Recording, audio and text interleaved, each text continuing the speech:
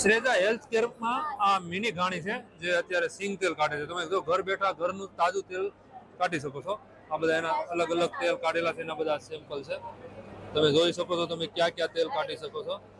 તો આવી રીતે ચાલે છે. આમાં તમે જો એકદમ હાથમાં તમે આમ ઘસશો ને તમને 1% તેલ તમને ક્યાંય ચમકશે નહીં. આવું જોવો તમને હું કરીને બતાવવા, નખમાં તમને બહુ ચમકતું નહીં દેખાય. જો એટલું તેલ કાઢી શકે છે. આ સિંગ છે.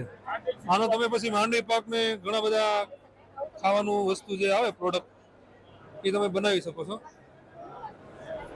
આવી રીતે કાઢે છે. આ બાજુ એનું તેલ